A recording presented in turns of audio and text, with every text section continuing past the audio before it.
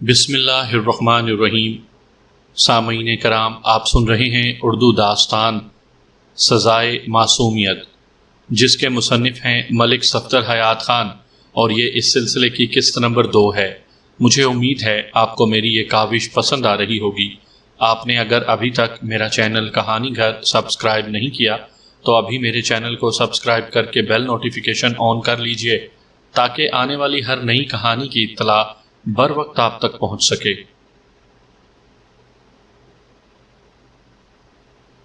مجھے اندازہ ہو گیا تھا کہ اصغر سے کوئی کام کی بات معلوم نہیں ہو سکتی تھی۔ میں نے اس کے ساتھ وقت ضائع کرنے کے بجائے منشی سے پوچھا، ساجد نے پہلے بھی کبھی ایسی حرکت کی تھی؟ منشی نے الجھن آمیز نگاہوں سے میری جانب دیکھا۔ میں نے اپنی بات کی وضاحت کرتے ہوئے کہا، میرا مطلب ہے وہ پہلے بھی کبھی وقت سے پہلے گھر جاتا رہا ہے؟ ایسا کبھی کبھار ہوا ہے، منشی نے جواب دیا، مگر عام طور پر ساجد نے ہمیشہ وقت کی پابندی کی ہے۔ میں نے اصغر نامی لڑکے سے کہا کہ وہاں سے چلا جائے۔ جب وہ فیکٹری کے اندرونی حصے کی طرف چلا گیا تو میں نے منشی سے دریافت کیا، ویسے ساجد کیسا لڑکا ہے؟ اس کا رکھ رکھاؤ کیسا ہے؟ میں اسے یہ بات نہیں بتانا چاہتا تھا کہ ساجد پر پینوں کے اغوا کا شبہ بھی کیا جا رہا ہے۔ وہ بولا، بہت شریف لڑکا ہے جناب، ہم نے کبھی اس کی کوئی شکایت نہیں سنی۔ اس کی کسی سے دشمنی وغیرہ تو نہیں تھی؟ منشی نے چند لمحے سوچنے کے بعد جواب دیا، نہیں جناب، ایسی کوئی بات میرے علم میں نہیں ہے۔ میں نے استفسار کیا، آپ کے خیال میں وہ کہاں جا سکتا ہے؟ وہ نفی میں سر ہلاتے ہوئے بولا، میں اس بارے میں کیا بتا سکتا ہوں۔ میں اٹھ کر کھڑا ہو گیا۔ ٹھیک ہے منشی صاحب، اب ہم چلتے ہیں، ہمیں ابھی اور بھی بہت سے ضروری کام نمٹانا ہے۔ آپ کو ساجد کے بارے میں کسی بھی قسم کی کوئی اطلاع یا سنگن ملے تو ہمیں فوراً اس سے آگاہ کریں۔ آپ بالکل بے فکر رہیں مائی باپ۔ منشی بھی اٹھ کر کھڑا ہو گیا، پھر فیکٹری کے دروازے تک ہمیں چھوڑنے کے لیے ساتھ آیا۔ تھانے کی طرف واپس جاتے ہوئے میں نے اپنے ساتھی ASI سے پوچھا، کیا خیال ہے نزاکت شاہ، پینوں واقعی اغوا ہوئی ہے یا کوئی اور ہی چکر ہے؟ وہ بولا، ملک صاحب مجھے تو کوئی اور ہی چکر لگتا ہے۔ ایک لمحے کے توقف کے بعد اس نے کہا، میری مانے تو چھوٹے چودھری کو گرفتار کر کے حوالات میں بند کر دیں، پھینٹی شینٹی چڑھے گی تو فر فر بولنے لگے گا۔ تمہارا مطلب ہے چودھری رب نواز پینوں کے اغوا میں پوری طرح ملوث ہے؟ اس نے پر اعتماد لہجے میں جواب دیا، مجھے تو پورا یقین ہے جناب، یا تو چھوٹے چودھری نے خود ہی پینوں کو اغوا کروایا ہے یا پھر وہ اس کی گمشدگی کے بارے میں کچھ نہ کچھ ضرور جانتا ہے۔ اور ساجد کے بارے میں کیا کہتے ہو؟ نزاکت شاہ بولا، مجھے تو وہ اس معاملے میں بے قصور ہی نظر آتا ہے جی۔ میں نزاکت شاہ کے اس خیال سے اس حد تک تو متفق تھا کہ پینوں کے اغوا میں ساجد کا ہاتھ نہیں ہو سکتا تھا، مگر اس کی روپوشی مجھے تشویش میں مبتلا کر رہی تھی۔ کبھی کبھی تو مجھے بہار بی بی کے بیان کردہ خدشات پر یقین سا ہونے لگتا تھا کہ کہیں چھوٹے چودھری نے رقابت کے جذبات سے مغلوب ہو کر ساجد کو ٹھکانے ہی نہ لگا دیا ہو۔ اس بات کی تصدیق ساجد کے باپ فضل دین نے بھی کی تھی کہ ساجد پینوں کو پسند کرتا ہے، اور یہ پسندیدگی محبت کی حدوں کو چھوتی تھی۔ چودھری کی منظور نظر کو چاہنے والا کوئی بھی شخص چودھری کو گوارا نہیں ہو سکتا تھا۔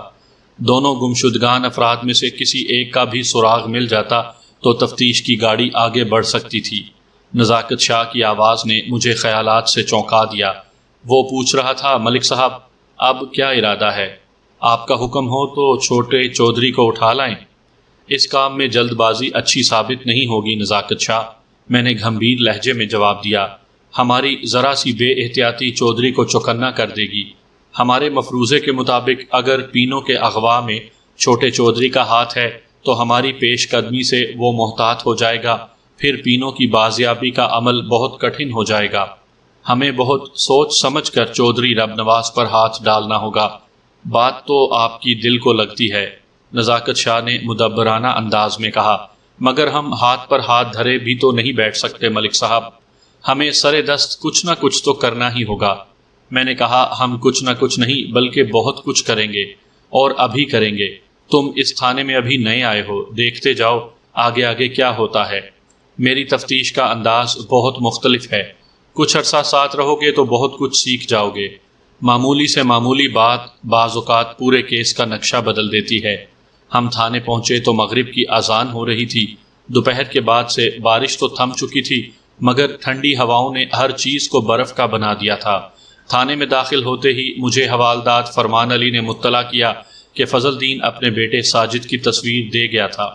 اس نے کچھ دیر میرا انتظار کیا، پھر واپس چلا گیا تھا۔ ساجد کی تصویر دیکھتے ہی مجھے ایک جھٹکا سا لگا۔ وہ بلا شبہ ایک بدصورت نوجوان تھا، چھوٹی سی ناک، موٹے موٹے اور بھدے سے ہونٹ اور آنکھیں اندر کو دھنسی ہوئی۔ اس کے چہرے پر سب سے نمایاں چیز اس کی پیشانی پر موجود زخم کا نشان تھا، جو پیشانی کے وسط سے شروع ہو کر دائیں آنکھ تک چلا گیا تھا۔ بعد میں مجھے بہار بی بی کی زبانی معلوم ہوا تھا کہ ساجد کو وہ زخم لڑک پن میں گلی ڈنڈا کھیلنے کے دوران آیا تھا۔ تصویر میں ساجد کے کان بھی معمول سے زیادہ بڑے دکھائی دیتے تھے۔ میں نے تصویر کو اپنی دراز میں محفوظ کر لیا، پھر معمول کے کاموں میں مصروف ہو گیا۔ رات 8 بجے میں گھر جانے کا ارادہ کر ہی رہا تھا کہ ایک شخص مجھ سے ملنے چلا آیا۔ کانسٹیبل نے آ کر مجھے بتایا، ملک صاحب، ماسٹر علم دین آیا ہے، آپ سے ملنا چاہتا ہے۔ کیا کام ہے اسے؟ تم نے پوچھا نہیں؟ وہ بولا، پوچھا تھا جی، مگر اس نے کچھ بتایا نہیں، کہتا ہے آپ ہی کو بتائے گا۔ اچھا ٹھیک ہے، میں نے کہا، اسے اندر بھیج دو۔ کچھ ہی دیر کے بعد ایک دبلا پتلا دراز قد شخص میرے سامنے کھڑا تھا۔ اس کی عمر 40 کے قریب ہوگی، رنگ سانولا، آنکھیں روشن اور چہرے پر مسکراہٹ سجی ہوئی تھی۔ اس نے شرعی داڑھی رکھی ہوئی تھی اور سر پر جناح کیپ پہنی ہوئی تھی۔ اس نے آتے ہی ادب سے مجھے سلام کیا۔ میں نے اس کے سلام کا جواب دینے کے بعد بیٹھنے کا اشارہ کیا۔ وہ بیٹھ چکا تو میں نے اس کی آمد کا مقصد دریافت کیا۔ اس نے جواب دیا، ملک صاحب، میرا نام علم دین ہے، میں اس علاقے کے واحد اسکول میں پڑھاتا ہوں۔ ایک لمحے کے توقف کے بعد اس نے کہا، مجھے معلوم ہوا ہے کہ آج تھانے میں پروین کے گھر والے اس کی گمشدگی کی رپورٹ درج کروانے آئے تھے، وہ کل شام سے لاپتہ ہے۔ ماسٹر جی، آپ نے ٹھیک سنا ہے، میں نے کہا، ہم نے رپورٹ درج کر لی ہے اور انشاءاللہ بہت جلد پروین کو تلاش بھی کر لیں گے۔ اللہ کرے ایسا ہی ہو، اللہ آپ کو حیاتی دے۔ ماسٹر علم دین نے دعائیہ انداز میں چھت کی جانب دیکھتے ہوئے کہا، ملک صاحب، میری سمجھ میں نہیں آتا کہ میں اپنے دل کی بات آپ سے کیسے کہوں۔ پتہ نہیں اس بات کی کوئی اہمیت ہے بھی یا نہیں، مگر میں اس کی وجہ سے بہت الجھن میں ہوں۔ ماسٹر علم دین کے چہرے پر الجھن کے تاثرات نمایاں تھے۔ میں نے دوستانہ لہجے میں کہا، ماسٹر جی، ایسی کیا بات ہے جو آپ کو پریشان کر رہی ہے؟ میں نے دیکھا وہ تذبذب کا شکار تھا، وہ کوئی بات کہنا چاہتا تھا، مگر اس سے پیشتر کہ بات اس کی زبان تک پہنچتی وہ اپنا ارادہ بدل دیتا تھا۔ آپ کی پریشانی کا تعلق کہیں گمشدہ پروین اور پینوں سے تو نہیں؟ میں نے اپنے ذہن میں ابھرنے والے ایک اہم خیال کو عملی جامہ پہناتے ہوئے کہا، اگر آپ پینوں سے متعلق کوئی بات جانتے ہیں تو ضرور ہمیں بتائیں، ہو سکتا ہے ہم آپ ہی کی وجہ سے پینوں کا کوئی سراغ لگانے میں کامیاب ہو جائیں۔ شاید وہ بات اتنی اہم نہ ہو، علم دین نے پہلو بدلتے ہوئے کہا، مگر اہم اور غیر اہم کے بارے میں آپ کو پریشان ہونے کی ضرورت نہیں ہے ماسٹر جی۔ میں نے اس کی بات کاٹتے ہوئے کہا، یہ فیصلہ کرنا ہمارا کام ہے۔ کیا آپ نے پینوں کو کہیں دیکھا ہے؟ کل شام کو دیکھا تھا جناب۔ میں نے کہا، کل شام کے بعد ہی سے تو وہ لاپتہ ہے، آپ نے اسے کہاں دیکھا تھا؟ ماسٹر علم دین نے جواب دیا، شاید آپ کے علم میں یہ بات نہ ہو کہ 2 ماہ پہلے میرا جوان بیٹا مجھ سے روٹ کر قبرستان میں جا بسا تھا۔ میں ہر جمعرات کو اس کی تربت پر اگربتیاں جلانے باقاعدگی سے جاتا ہوں۔ وہ چند لمحوں تک خاموش بیٹھا خلا میں گھورتا رہا۔ میں اس کی کیفیت کو بخوبی محسوس کر رہا تھا۔ جوان بیٹے کی موت نے اسے توڑ کر رکھ دیا تھا۔ جذبات کی یلغار ذرا تھمی تو رک رک کر اس نے کہنا شروع کیا، کل بھی جمعرات تھی، میں قبرستان سے نکل کر گھر کی طرف آنے والے راستے پر چند قدم ہی چلا ہوں گا کہ پروین مجھے سامنے سے آتی ہوئی دکھائی دی تھی۔ وہ یقیناً اس وقت اپنے گھر سے آ رہی تھی۔ اس وقت اس کے ساتھ اور کون تھا؟ ماسٹر علم دین نے اپنی بات پوری کی تو میں نے فوراً سوال کر دیا، آپ نے اس کے ساتھ ساجد کو دیکھا تھا؟ وہی ساجد، فضل دین ارائی کا لڑکا؟ نہیں جناب، اس کے ساتھ ساجد نہیں تھا، علم دین نے جواب دیا۔ تو کیا وہ اکیلی تھی؟ وہ اکیلی نہیں تھی ملک صاحب، اس نے بتایا۔ اس وقت مغرب کی اذان ہونے ہی والی تھی۔ میں بہت تیزی میں تھا، میں چاہتا تھا کہ جلد از جلد مسجد پہنچ جاؤں تاکہ باجماعت نماز ادا کر سکوں۔ آپ نے بتایا ہے کہ پینوں اکیلی نہیں تھی، میں نے ماسٹر علم دین کی بات کاٹتے ہوئے کہا۔ اگر اس کے ساتھ ساجد نہیں تھا تو پھر کون تھا؟ کیا کوئی گھر ہی کا فرد تھا اس کے ساتھ؟ اس کے ساتھ اللہ رکھی تھی، اس نے بتایا، اور اسی بات نے مجھے پریشان کر رکھا ہے ملک صاحب۔ اللہ رکھی کوئی اچھی عورت نہیں ہے، ہمارے علاقے کے شرفاء کی رائے اس کے بارے میں بہت خراب ہے۔ آپ فیقے کی گھر والے کی بات کر رہے ہیں؟ میں نے پوچھا۔ وہ جلدی سے بولا، جی ہاں ملک صاحب، وہی اللہ رکھی۔ میں اللہ رکھی اور فیقے کو اچھی طرح جانتا تھا۔ رفیق اور فیقہ چھوٹی موٹی وارداتوں کے سلسلے میں کئی بار جیل بھی جا چکا تھا۔ اسے چھوٹے چودھری رب نواز کی پشت پناہی حاصل تھی۔ حیرت کی بات یہ تھی کہ آج تک اس نے اپنے علاقے میں کوئی بھی خلاف قانون حرکت نہیں کی تھی۔ اس کے کارناموں سے اب تک دور دراز کے علاقے ہی مستفید ہوئے تھے۔ میں نے دل میں فیصلہ کر لیا کہ پینوں والے معاملے میں فیقہ یا اس کی بیوی اللہ رکھی ملوث پائی گئی تو میں انہیں عبرت ناک سبق سکھاؤں گا۔ کیا آپ کو یقین ہے ماسٹر جی کہ پینوں کے ساتھ دوسری عورت اللہ رکھی ہی تھی؟ میں نے پوچھا۔ اس نے جواب دیا، اگرچہ میں اس وقت بہت جلدی میں تھا، مگر میں اللہ رکھی کو پہچاننے میں بھلا کیسے غلطی کر سکتا ہوں؟ میں پورے وثوق سے کہہ سکتا ہوں کہ وہ اللہ رکھی ہی تھی۔ آپ کے خیال میں وہ قبرستان کی طرف گئی تھی؟ میں نے پوچھا۔ نہیں جناب، وہ قبرستان کے اندر نہیں گئی تھی۔ میں نے چبھتے ہوئے لہجے میں سوال کیا، ماسٹر صاحب آپ تو بہت جلدی میں تھے، آپ کو کیسے معلوم ہوا کہ وہ قبرستان کے اندر نہیں گئی تھی؟ کیا آپ رک کر انہیں جاتے ہوئے دیکھتے رہے تھے؟ ایسی کوئی بات نہیں جناب، ماسٹر علم دین نے روکھے لہجے میں جواب دیا۔ اسے میرا سوال ناگوار گزرا تھا۔ اس نے بتایا، میرے پاس وقت بہت کم تھا، میں ایک لمحے کے لیے بھی نہیں رک سکتا تھا۔ وہ تو اللہ رکھی کو دیکھ کر میرے دل میں ایک تجسس سا پیدا ہو گیا۔ اسی تجسس کے ہاتھوں مجبور ہو کر میں نے ایک بار پلٹ کر دیکھ لیا تھا۔ اللہ رکھی اور پینوں قبرستان سے بہت آگے نکل گئی تھیں۔ میرے ذہن میں خطرے کی گھنٹیاں بجنے لگیں۔ قبرستان سے آگے تو بڑی نہر تھی، وہ دونوں نہر کی جانب کیا لینے جا رہی تھیں؟ اور پھر شام کے وقت، اور شام بھی سردیوں کی۔ میرا دماغ بہت تیزی سے کام کر رہا تھا۔ پینوں کی گمشدگی میں بلا واسطہ یا بالواسطہ اللہ رکھی کا ہاتھ نظر آ رہا تھا، بشرط یہ کہ ماسٹر علم دین نے جو کچھ بتایا تھا وہ مبنی بر سچ ہو۔ میرا اندازہ یہ تھا کہ علم دین نے دروغ گوئی سے کام نہیں لیا ہوگا۔ میں نے ماسٹر علم دین کا شکریہ ادا کیا اور اسے ہدایت کر دی کہ ان باتوں کا ذکر کسی اور سے نہ کرے۔ پھر بھی 2-4 رسمی باتوں کے بعد میں نے اسے رخصت کر دیا۔ پینوں کی گمشدگی کی کڑیاں ایک ایک کر کے مل رہی تھیں۔ اس سلسلے میں چھوٹے چودھری رب نواز، اللہ رکھی اور اس کے شوہر رفیق عرف فیقہ کی ذات مشکوک اور شبہات کے دائرے میں نظر آتی تھی، مگر دوسری جانب ساجد کو بھی نظر انداز نہیں کیا جا سکتا تھا۔ لیکن اس کے بارے میں ابھی تک کوئی سراغ نہیں مل سکا تھا۔ اس کی گمشدگی ہنوز پردہ اسرار میں تھی۔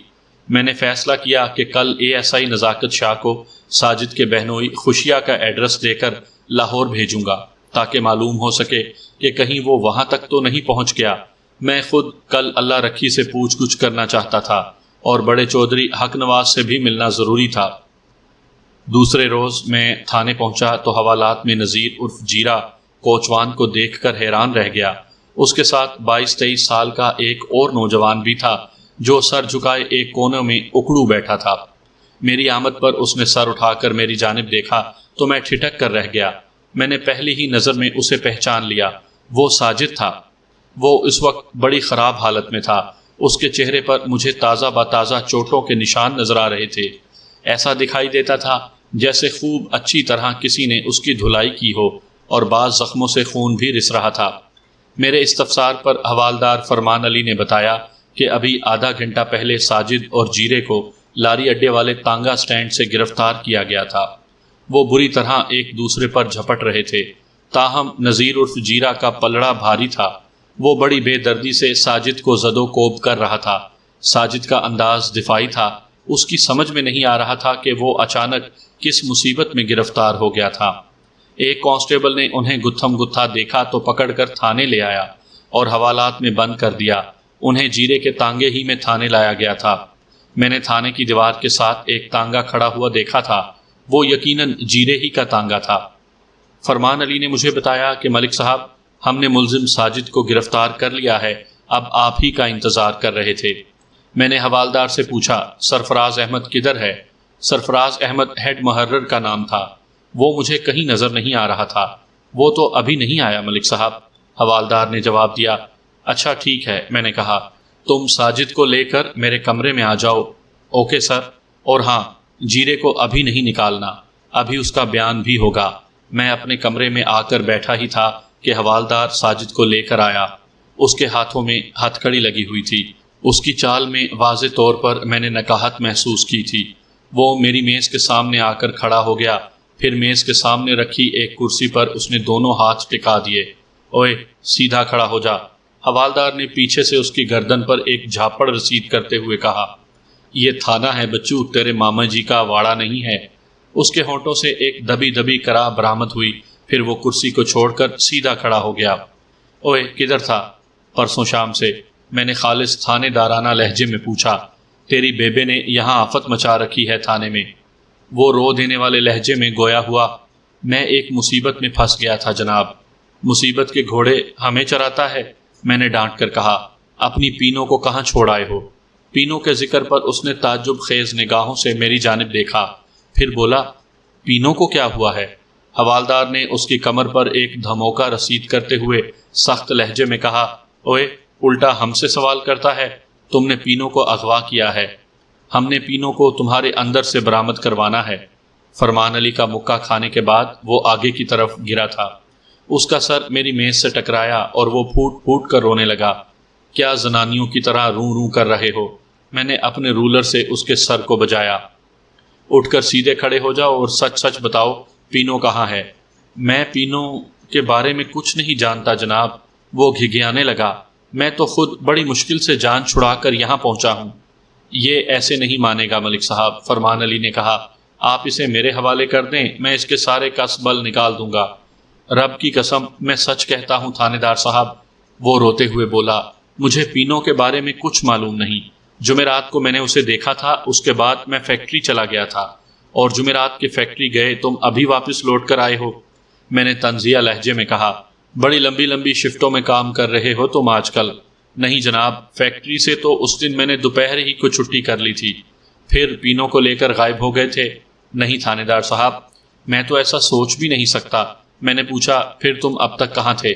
میرے سوال کے جواب میں کہاں کی وضاحت کرتے ہوئے اس نے ایک تفصیلی بیان دیا۔ میں اس کے بیان سے غیر ضروری باتوں کو حذف کر کے سامعین کی دلچسپی کو ملحوظ خاطر رکھتے ہوئے اپنے الفاظ میں تحریر کر رہا ہوں۔ پروین عرف پینوں کے گھر والوں نے جب ساجد کا رشتہ ٹھکرا دیا تو ساجد کے دل پر ایک چوٹ سی لگی تھی۔ وہ پینوں کو دل کی گہرائیوں سے چاہتا تھا، مگر اس نے کبھی کھل کر اپنی چاہت کا اظہار نہیں کیا تھا۔ اس کی سب سے بڑی وجہ ساجد کے دل میں جاگزی خوف تھا۔ پینوں ایک خوبصورت اور دلکش لڑکی تھی، اس کے مقابلے میں ساجد خود کو بہت کم تر سمجھتا تھا۔ وہ اس حقیقت سے بخوبی آگاہ تھا کہ اس جیسے بدصورت لڑکے کو پینوں کے والدین اپنی فرزندی میں قبول نہیں کریں گے، مگر وہ دل کے ہاتھوں مجبور تھا۔ اس لیے اس نے اپنے باپ فضل دین کو مجبور کیا کہ وہ اس کا رشتہ لے کر پینوں کے گھر جائے۔ فضل دین اور بہار بی بی نے تھوڑی سی رد و قد کے بعد بیٹے کی فرمائش کے آگے ہتھیار ڈال دیے، مگر نتیجہ وہی برآمد ہوا جس کی پہلے سے توقع کی جا رہی تھی۔ پینوں کے والدین نے ساجد کے رشتے سے انکار کر دیا۔ ساجد کی زندگی میں اندھیرا چھا گیا۔ اس روز کے بعد وہ اداس رہنے لگا۔ اس کا کام میں بھی جی نہیں لگتا تھا۔ اس نے کئی بار خودکشی کے بارے میں بھی سوچا، مگر بنیادی طور پر وہ ایک بزدل انسان تھا۔ وہ اپنے اندر خودکشی کا حوصلہ پیدا نہ کر سکا۔ کبھی کبھی اس کے ذہن میں خیال آتا کہ وہ پینوں کو حاصل کرنے کے لیے چودھری رب نواز کے ٹکڑے کر دے، لیکن اس سوچ کو عملی جامہ پہنانے کی وہ ہمت نہ کر سکا۔ ہر طرف سے مایوس ہونے کے بعد تھک ہار کر اس نے خود کو ایک خول میں بند کر لیا۔ وقوعہ کے روز صبح ہی سے اس کا دل بھاری بھاری سا تھا۔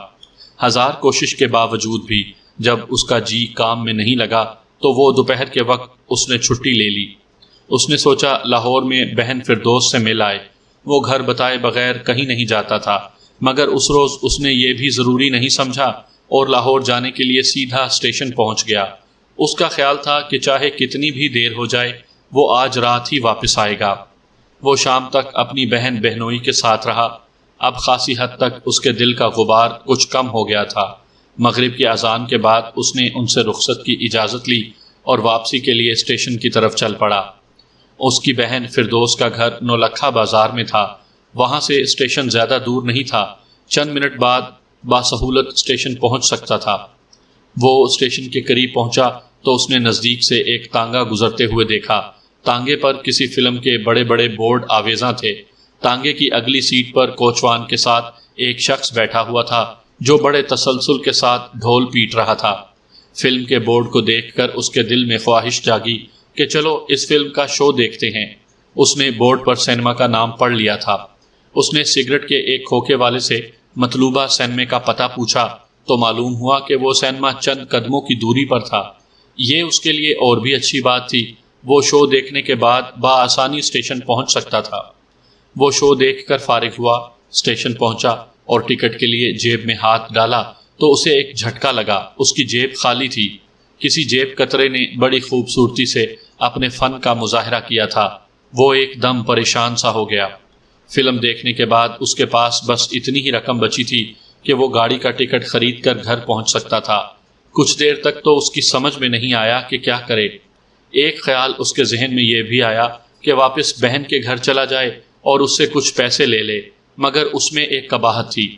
اگر وہ نولکھا بازار جاتا اور وہاں سے واپس آتا تو اتنی دیر میں ٹرین نکل جاتی۔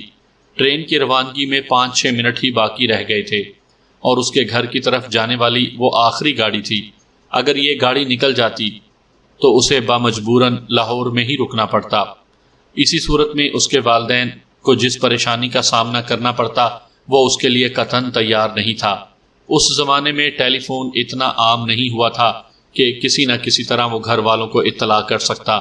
وہ اپنی حماقت پر بری طرح پچھتا رہا تھا کہ وہ بتائے بغیر کیوں چلا آیا تھا، مگر اب کچھ نہیں ہو سکتا تھا۔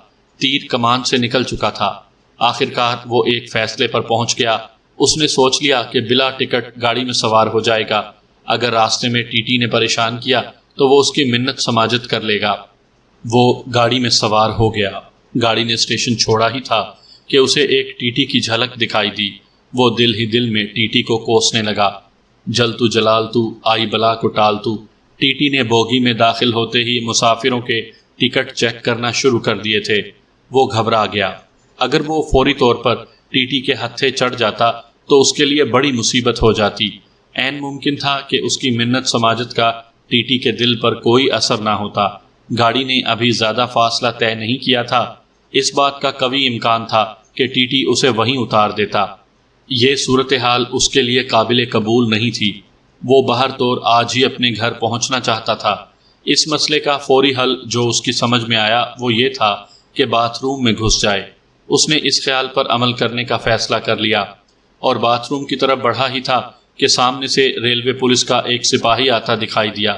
سپاہی کے ساتھ سوٹ بوٹ میں ملبوس ایک شخص بھی تھا۔ ساجد پر نظر پڑتے ہی وہ چلا اٹھا، یہی ہے وہ بدماش، اسے فوراً گرفتار کر لو۔ ساجد ہونکوں کی طرح دیدے پھاڑے کبھی ریلوے پولیس کے سپاہی کو اور کبھی اپنے پیچھے ٹی ٹی کو دیکھ رہا تھا۔ اس وقت اس کا ذہن بالکل خالی ہو چکا تھا۔ اس پر دو طرفہ افتاد ٹوٹ پڑی تھی، آگے کنواں تھا، پیچھے کھائی۔ وہ فیصلہ نہیں کر پا رہا تھا کہ جائے تو جائے کہاں۔ اسی دوران میں کسی منچلے مسافر نے گاڑی کی زنجیر کھینچ دی تھی اور گاڑی جو ابھی تک پوری طرح سپیڈ بھی نہیں پکڑ پائی تھی دھیرے دھیرے رکنے لگی۔ ٹی ٹی یعنی ٹکٹ چیکر بھی اب پوری طرح ان کی طرف متوجہ ہو چکا تھا۔ ریلوے پولیس کے سپاہی نے آگے بڑھ کر ساجد کو کالر سے پکڑ لیا۔ اسی دوران میں ایک اور سپاہی بھی وہاں پہنچ چکا تھا۔ اس نے ساجد کی جامع تلاشی شروع کر دی۔ اپنی مطلوبہ چیز کی تلاش میں ناکام ہونے کے بعد سپاہی نے جھنجھلائے ہوئے انداز میں ساجد کے منہ پر ایک زناٹے دار تھپڑ رسید کیا، پھر گرج کر پوچھا، اوئے بٹوا کہاں پھینکا ہے تو نے؟ ساجد نے منمناتی آواز میں پوچھا، کون سا بٹوا جناب؟ اوئے ہمیں فراڈی لگاتا ہے۔ پہلے والے سپاہی نے اسے ایک زوردار جھٹکا دیا، تاہم ساجد کا کالر مضبوطی سے تھامے رکھا۔ ان باؤ صاحب کا بٹوا اور کون سا بٹوا؟ اس نے ساتھ آنے والے خوش لباس شخص کی طرف اشارہ کرتے ہوئے کہا، تم نے ان کا بٹوا نکالا ہے اور اب الٹا ہم سے پوچھتے ہو کہ کون سا بٹوا؟ اللہ پاک کی قسم میں نے ان کا بٹوا نہیں نکالا، وہ لجاجت سے بولا۔ جس کا بٹوا چوری ہوا تھا اس شخص نے آگے بڑھ کر کہا، جھوٹی قسمیں مت کھاؤ، میرا بٹوا واپس کر دو۔ میں سچ کہتا ہوں جناب، میں۔ اس کی بات مکمل ہونے سے پیشتر ہی سپاہی نے اس کے منہ پر دوسرا تھپڑ جڑ دیا۔ اوئے کھوچل، باؤ صاحب کیا جھوٹ بولتے ہیں؟ انہوں نے خود تجھے دیکھا تھا، تو پلیٹ فارم پر بڑے مشکوک انداز میں ان کے آس پاس گھوم رہا تھا۔ بٹوا تو نے ہی نکالا ہے، زیادہ چالاک بننے کی کوشش نہ کر۔ گاڑی رک چکی تھی۔ ٹرین کے مسافروں میں ایک کھلبلی سی مچ گئی تھی۔ ہر کوئی اپنا اپنا سامان چیک کر رہا تھا کہ مبادا ان کا کوئی نقصان نہ ہو گیا ہو۔ سپاہی ساجد کو گھسیٹتے ہوئے دوسری بوگی میں لے جانے لگے جہاں ان کے سینئرز موجود تھے۔ شاید کسی جوڑ توڑ کا پروگرام تھا۔ ٹی ٹی نے انہیں آواز دے کر روک لیا۔ 1 منٹ صاحب، اس نے کہا، آپ کو زحمت تو ہوگی مگر مجھے بھی اپنا فرض پورا کرنے دیں۔ پھر وہ ساجد کی طرف مڑتے ہوئے بولا، لا بھائی جوان، ذرا ٹکٹ تو دکھا۔ اس کے پاس ٹکٹ نام کی کوئی چیز ہوتی تو دکھاتا۔ وہ تو دوہری مصیبت میں پھنس گیا تھا۔ جیب اس کی کٹی تھی اور اس پر ہی جیب کاٹنے کا الزام بھی لگایا جا رہا تھا۔ وہ تو اس گھڑی کو کوس رہا تھا جب اس نے تانگے پر لگے فلمی بورڈ کو دیکھ کر فلم بینی کا ارادہ کیا تھا، مگر اب کیا ہو سکتا تھا؟ پانی سر سے گزر چکا تھا۔ اس کے پاس سے ٹکٹ برآمد نہیں ہوا تو ٹی ٹی نے خونی نظروں سے اسے گھورتے ہوئے کہا، تم تو مجھے شکل ہی سے جیب مار لگتے ہو، اوپر سے بغیر ٹکٹ سفر بھی کرتے ہو۔ پھر وہ سپاہیوں کی طرف دیکھ کر بولا، بند کر دو بادشاہو اس تلنگے کو، ایسے لوگوں کے لیے ہی تو جیلیں بنائی جاتی ہیں، انہوں نے شریف شہریوں کا جینا حرام کر رکھا ہے۔ سپاہی اسے اپنے ساتھ لے گئے۔ گاڑی دوبارہ حرکت میں آ گئی تھی۔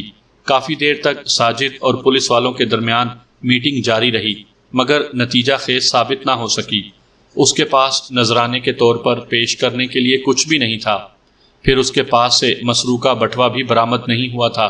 چنانچہ آدھے گھنٹے کی تفتیش کے بعد جب گاڑی ایک قصباتی اسٹیشن پر رکی تو اسے اسٹیشن پر بنی پولیس چوکی والوں کے حوالے کر دیا گیا۔ ان پولیس والوں نے بد نصیب ساجد کو پوری رات اپنے پاس بٹھائے رکھا اور اس سے مٹھی چاپی کرواتے رہے۔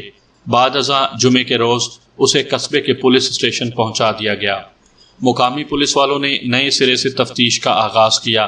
ساجد کو ہر مرتبہ خوشگوار آغاز سے عبرتناک انجام تک اپنی کہانی دہرانا پڑی اور پولیس والوں کے تیز اور تیکھے سوالات کا سامنا کرنا پڑا۔ تمہارا نام کیا ہے کاکا بلی؟ ایک حوالدار نے پوچھا۔ اس نے نام بتا دیا تو پوچھا، کدھر کے رہنے والے ہو؟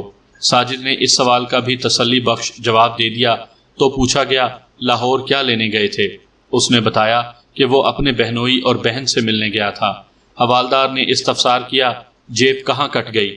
اس نے جواب دیا کہ فلم کا ٹکٹ لیتے ہوئے کسی جیب کترے نے اپنا کمال دکھا دیا۔ جیب کا خیال نہ رکھنے پر اسے سرزنش کی گئی۔ پھر سوال کیا گیا، کون سا سینمے میں فلم دیکھنے گئے تھے؟ اس نے سینمے کا نام بتا دیا۔ حوالدار نے گرج کر کہا، او ایک کھوتے دیکھور، تمہیں شرم نہیں آتی؟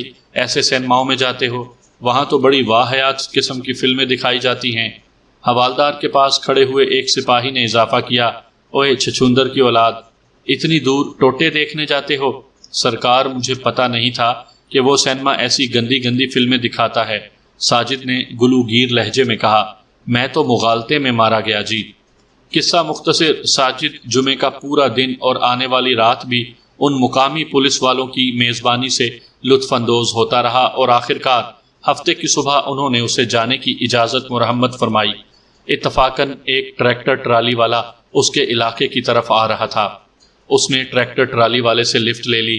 ٹرالی والے نے اسے لاری اڈے کے نزدیک اتار دیا۔ یہاں ایک نئی مصیبت اس کے منتظر تھی۔ نذیر احمد عرف جیرے نے لاری اڈے پر ساجد کو دیکھا تو آپے سے باہر ہو گیا۔ اس نے آؤ دیکھا نہ تاؤ ساجد پر جھپٹ پڑا، پھر بڑے وحشیانہ انداز میں اس کی ٹھکائی شروع کر دی۔ پھر جن تکلیف دہ حالات سے گزر کر وہ آیا تھا ان کے پیش نظر اس کی کچھ سمجھ میں نہیں آ رہا تھا کہ وہ کیا کرے۔ ایک تو پولیس والوں نے اس کی خوب آؤ بھگت کی تھی، اس پر جیرے کی دھلائی نے اسے ادھموا کر دیا۔ بعد ازاں ان دونوں کو ایک کانسٹیبل پکڑ کر تھانے لے آیا تھا۔ یہ تھے وہ حالات جن کے پیش نظر ساجد ابھی تک منظر سے غائب تھا۔ ساجد کے بیان کی روشنی میں پینوں کے اغوا کے سلسلے میں اس کی ذات شک و شبے سے بالا تر نظر آتی تھی، مگر قانونی تقاضے پورے کرنے کے لیے ضروری تھا کہ اس کے بیان کی تصدیق کی جائے۔ میں نے ساجد کا تفصیلی بیان نوٹ کرنے کے بعد پوچھا، وقوعہ کے روز یعنی جمعرات کے دن تم کون سی بس سے لاہور گئے تھے؟ میں بس سے نہیں بلکہ ٹرین سے گیا تھا، اس نے بتایا۔ بسوں کا اڈہ نولکھا بازار سے ذرا دور پڑتا ہے، جبکہ ریلوے اسٹیشن سے نولکھا بازار بہت قریب ہے۔ اس لیے میں جب بھی لاہور جاتا ہوں تو ٹرین سے ہی جاتا ہوں۔ تمہارے پاس ٹرین کا ٹکٹ تو ہوگا؟ نہیں جناب، وہ نفی میں سر ہلاتے ہوئے بولا۔ وہ میں نے بہن فردوس کے چھوٹے بچے کو کھیلنے کے لیے دے دیا۔ اور رنگین فلمیں دکھانے والے سینمے کا ٹکٹ؟ میں نے معنی خیز انداز میں آنکھ نکال کر پوچھا۔ اس کے چہرے پر سرخی سی دوڑ گئی۔ کھسیانے والے انداز میں بولا، وہ تو ریلوے پولیس والوں نے نکال لیا تھا۔ میں نے کچھ دیر سوچنے کے بعد کہا، اچھا ٹھیک ہے۔ پھر ایک کانسٹیبل کو بلا کر ساجد کی طرف اشارہ کرتے ہوئے اضافہ کیا، اسے لے جاؤ اور حوالات میں بند کر دو، مگر دوسرے کمرے میں اسے جیرے کے ساتھ نہیں رکھنا۔